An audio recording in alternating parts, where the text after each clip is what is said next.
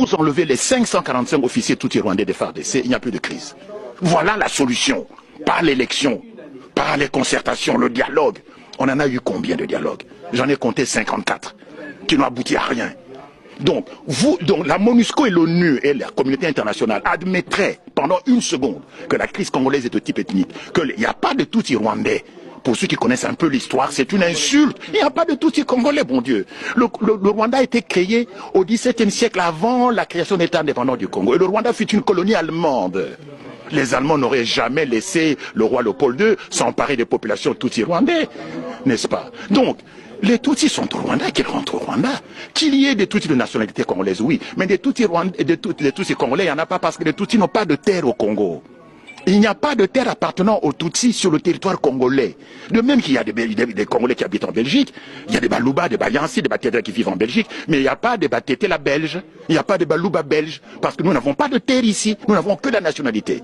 Qu'il y ait des Tutsis qui ont acquis la nationalité congolaise, d'accord. Mais ils n'ont pas de terre ancestrale. Nous avons la liste, qui se trouve ici d'ailleurs au musée de Tervuren, de toutes les ethnies bantoues qui ont cédé leur terre au roi Léopold II pour constituer l'État indépendant du Congo. Parce que l'État indépendant du Congo, l'EIC, contrairement aux autres pays africains, a été créé par fusion de terres, par addition de terres, appartenant à une quinzaine de royaumes et d'empires et à quelques centaines de communautés traditionnelles africaines bantoues. Alors que les autres États africains, les autres colonies africaines ont été créés par division. Nous, c'est par fusion, par addition des terres. Et quand vous regardez les gens dont on a additionné les terres, il n'y a pas de terre de Bami Tutsi Rwandais. Il n'y en a pas. Et donc, ceux qui prétendent, les gens qui écrivent ici dans les médias, il y a une consoeur journaliste du soir qui parlait de Banyamulenge et des Tutsis congolais. Mais c'est du n'importe quoi. Madame Cross.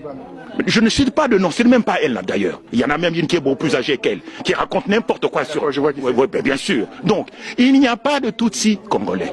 De même qu'il n'y a pas de Batétela belge.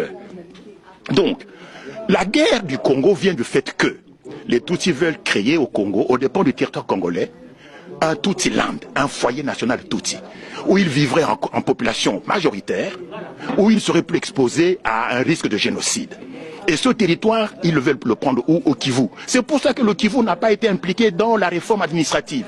Toutes les autres provinces ont été découpées, sauf le Kivu. Et puis on nomme qui? On nomme Azarès Roubert ou un Tutsi rwandais comme ministre de la décentralisation. Tiens. Mais ça se voit comme le nez au milieu de la figure.